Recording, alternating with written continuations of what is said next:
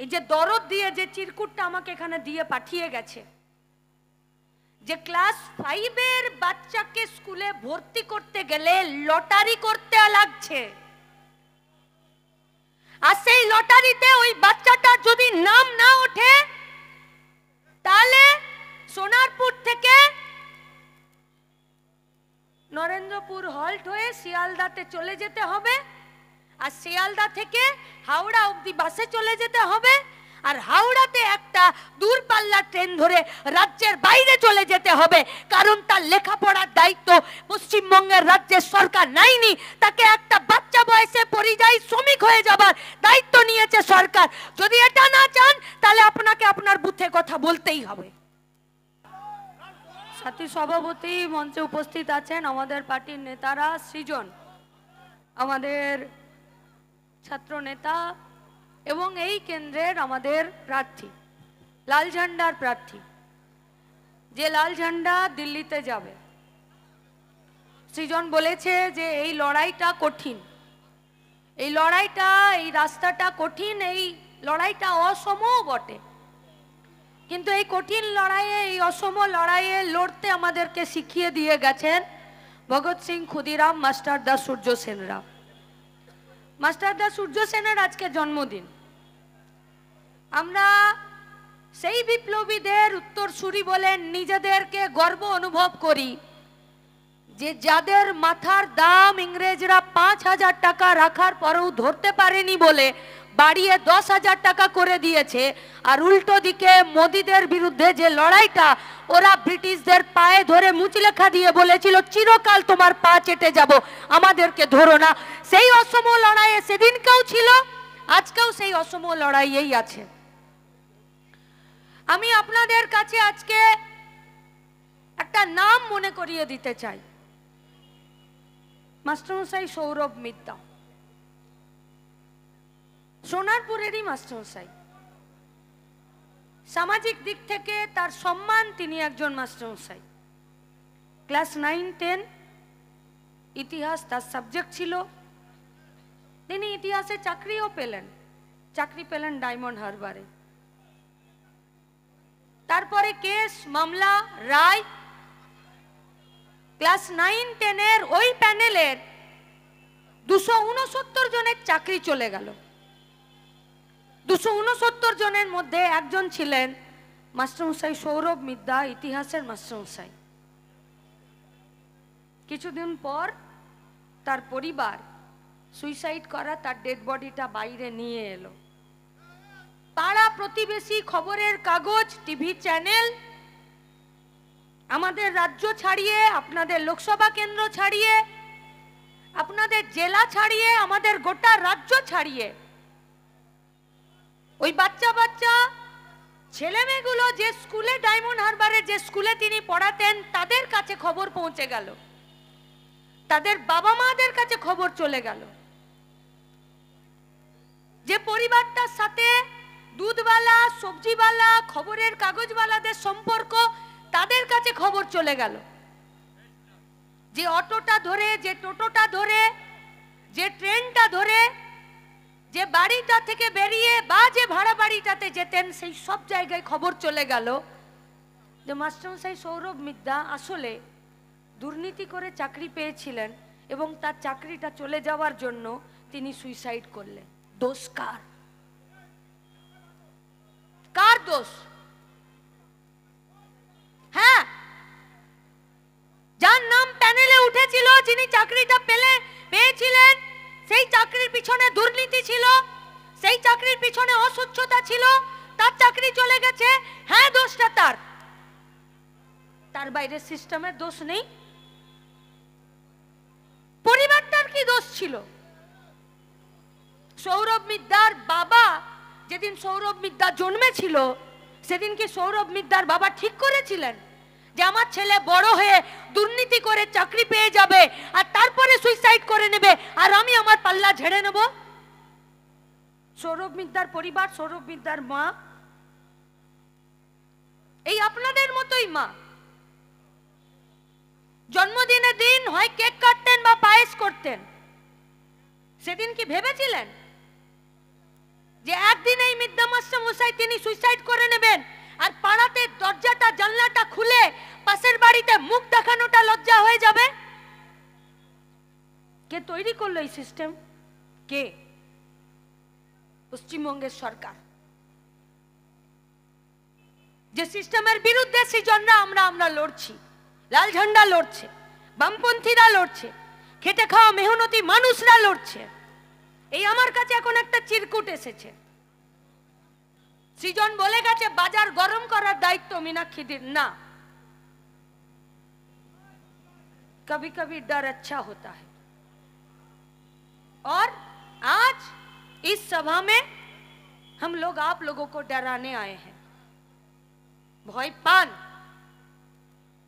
ভয় পেতে পেতে মরে যাবার আগে একটা বার ঘুরে দাঁড়ানোর চেষ্টা করুন, চোখের সামনে দেখবেন লাল ঝান্ডা হাতে সৃজন দাঁড়িয়ে আছে। সৃজন মানে সৃজন নয়, সৃজন মানে পার্লামেন্টে দিল্লি দুর্নীতি না খাऊंगा না খানে दूंगा, আরে যে প্রতিদিন কোটি কোটি টাকা চুরি করেছে তার বিরুদ্ধে আসলে একটা দারোয়ানকে লাল ঝান্ডা হাতে পার্লামেন্টের ভেতরে পাঠিয়ে দেওয়া, তার দায়িত্ব আপনাদেরকে বুথে বুথে নিতে হবে। অসংখ্য বুথ আছে এখানে, এই এতগুলো বিধানসভাতে। কেন পাঠাবেন সৃজনকে? সৃজন এমপি হয়ে যাবে বলে না।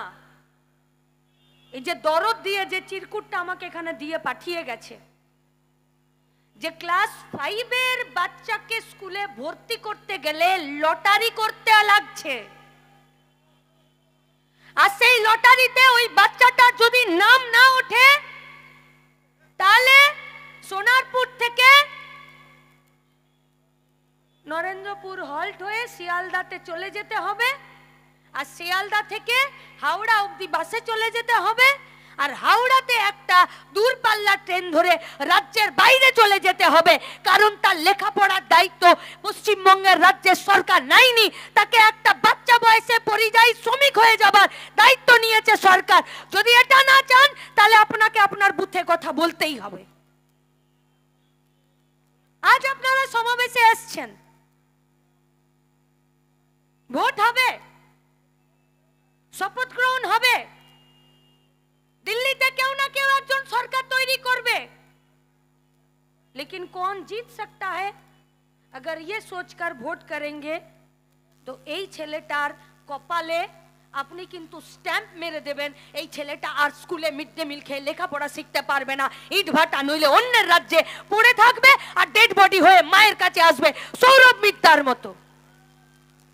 কি চান আপনারা? কি চাইছেন? এখানে অনেক কথা বলা যেতে পারে, কিন্তু ভোট তো পাড়াতে আর বুথে হবে। বুকে হাত দিয়ে বলুন তো, एक प्रेशर का दवाई, एक सुगर का दवाई, একটা অ্যান্টি ফাঙ্গালের ওষুধ, একটা জ্বর সর্দির ওষুধ, একটা গলাতে খুকখুক করে কাশি হলে তার যে সিরাপ হয় সেই সিরাপটা জাল করে দিচ্ছে ওষুধ কোম্পানিগুলো। 3 বার 4 বার করে নোটিশ যাচ্ছে। এমনিতে তো ভারতবর্ষের ওষুধ কোম্পানিগুলোর ওষুধ বাইরের দেশে বাতিল করে দিচ্ছে, বিশেষত বাচ্চাদের জন্য। নিরাপদ সর্দার চিৎকার করে করে বলছেন প্রতিটা সভাতে যে পোয়াতি মাগুলোকে আর বাচ্চাগুলোকে বাঁচান, আর বাঁচাতে গেলে এই সরকারটাকে বিসর্জন দিন আর দিল্লির সরকারটার বিরুদ্ধে রুখে দাঁড়ান, নইলে মা আর বাচ্চাগুলোকে বাঁচাতে পারবেন না। সন্দেশখালি তারই বিরুদ্ধে রুখে দাঁড়িয়েছে মাদেরকে বাঁচানোর জন্য।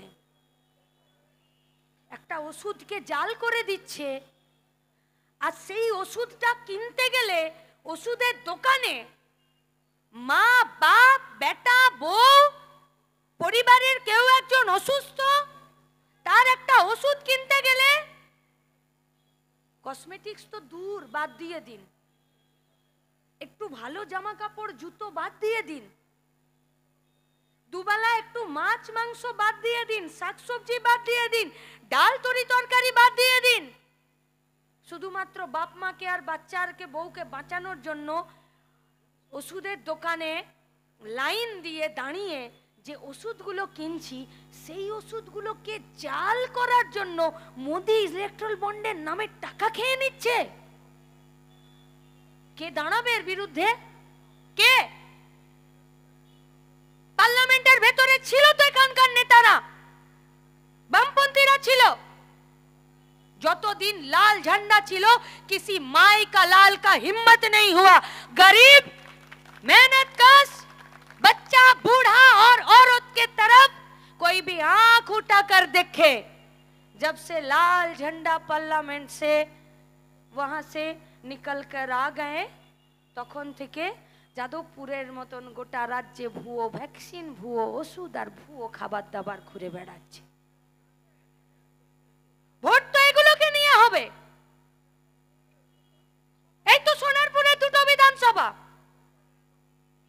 কারা এসেছেন এই সোনারপুরের এই হাট, এই হৃদয়ের এই মার্কেটের মধ্যে?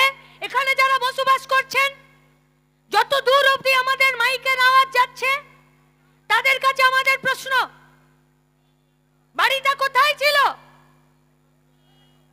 বাড়িটা ছিল সোনারপুর থেকে কোথাও 50 কিলোমিটার, কোথাও 40 কিলোমিটার, কোথাও 7 কিলোমিটার দূরে একটি প্রত্যন্ত এলাকায়, চাষীদের ঘরে, কৃষকের পরিবারে, গ্রামের প্রত্যন্ত প্রান্তরে।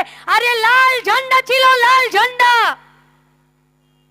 দিল্লিতে লাল ঝান্ডার 60-62 खाना एमपी बोलो बंगला भी नहीं लगेगा, गाड़ी भी नहीं लगेगा, मिनिस्ट्री भी नहीं लगेगा, सिर्फ लगेगा तो শিক্ষার অধিকার আর 100 দিনের কাজের গ্যারান্টি লাগবে। এর বেশি কিচ্ছু লাগবে না। গোটা দুনিয়া মাথা ঝোকায় লাল ঝান্ডার কাছে। কেন? নীতির জন্য, পলিসির জন্য। কেন এদের বিরুদ্ধে লড়াই? উনি আকাশে ধোঁয়া দেখে কারখানা আবিষ্কার করে ফেলছেন তার জন্য না। কিসের জন্য ওনাদের বিরুদ্ধে লড়াই? সৃজন বলে গেছে গরুর দুধে সোনা খুঁজে পাচ্ছেন বলে লড়াই না। আসলে আকাশে যদি কালো ধোঁয়া দেখে কেউ কারখানা আবিষ্কার করে ফেলে এবং তারপরেও যদি তারা জিতে গিয়ে পার্লামেন্টে সেলফি তুলে বাড়ি ফিরে আসে, তাহলে সাধারণ মানুষকে হতাশ এবং অনুৎসাহী করে দেয় যে না, লড়ে কিছু হয় না। এই পরিবেশটাকে ওরা টিকিয়ে রাখতে চাইছে। আর আমরা লাল ঝান্ডা যাদবপুর থেকে শুরু করে সন্দেশখালী, ওদিকে কোচবিহারের পানিয়াচর থেকে পালসিট, এই গোটা রাজ্যটা জুড়ে নিজেদের জমি, নিজেদের পেটের ভাত, নিজেদের কাজ, নিজেদের মাথা বাঁচানোর জন্য, একটা ঠিকানার জন্য জান কবুল লড়াই করে যাচ্ছে। হাতে শুধু একটাই ঝান্ডা, তাতে হাসুয়া হাতুড়ি তারা আছে, আর রংটা লাল। এটা পলিসির লড়াই। যে পলিসির লড়াইয়ে একটা গাড়ির কনভয়, ধুলো উড়িয়ে দেওয়া রাস্তা, আর টিভিতে বড় বড় বয়ানবাজিতে মাটিতে যারা থাকে তাদের অবস্থার পরিবর্তন সম্ভব নয়। লড়াইটা কষ্ট করে আর সংগ্রামের ময়দানে, যে সংগ্রামের ময়দানে এই কাজটা করার। কি বলতে চাইছি আমরা? কি একসময় লাল ঝান্ডা সরকার ছিল, পশ্চিমবঙ্গের বুকেও ছিল, দিল্লিতেও, পার্লামেন্টের ভেতরেও লাল ঝান্ডার উপস্থিতি ছিল, যার জন্য এই গোটা পশ্চিমবঙ্গ সহ গোটা দেশের মানুষের, গরিব মানুষের বাচ্চাদের লেখাপড়ার জায়গাটা ঠিক হয়েছে। আর তারাই ঠিক করেছিল कि कोई जूता सिलने वाला हो तो कोई खेती करने वाला हो, कोई दुकान देने वाला हो तो कोई इलेक्ट्रिशियन हो। अगर उसका लड़का बच्चा लड़की कुछ अच्छी तरह से पढ़ लिख जाए तो वो आने वाला दिनों में आकर, सामने आकर কোনো স্কুলে, কোনো শিক্ষা ক্ষেত্রে বা লেখাপড়া করে কোনো একটা কাজের জায়গায় তারা নিজেদের গতর খাটিয়ে, নিজেদের মেধা খাটিয়ে তারা কাজ পাবে।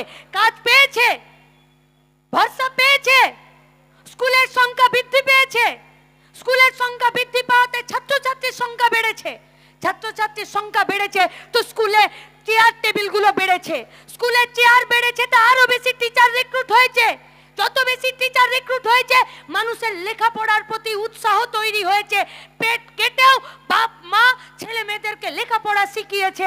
আর তার জন্য 40 কিলোমিটার 50 কিলোমিটার 70 কিলোমিটার দূর থেকে চাষির ঘরের বেটা বেটিরা সোনারপুরের এই হৃদয়ের উপরে বাজারের উপরে বাড়ি তৈরি করে আছে, কারণ তারা আজকে সরকারি কর্মচারী চাকুরে।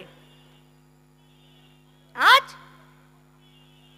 লেখাপড়া করে যে গাড়ি চাপা পড়ে সে, আজ লেখাপড়া করে যে কেরালা কর্ণাটক বেঙ্গালোরে উঁচু ছাদ থেকে পড়ে মরেছে, আজ লেখাপড়া করে চাকরি পাওয়া যায় না। বামপন্থী সরকার ছিল, বাম ফ্রন্টের সরকার ছিল, লেখাপড়ার প্রতি নিজেদের যোগ্যতার প্রতি আস্থা তৈরি করে দিয়েছিল। আর আজকে এমন একটা সরকার চলছে যে সরকার লেখাপড়ার প্রতি আর নিজের প্রতি আজকে একটা অনাস্থা তৈরি করেছে। এই দুই পলিসির বিরুদ্ধে মাঝখানে লড়াইটা। নিয়ত से पता चलता है कि सरकार क्या चाहती है, নিয়ত से।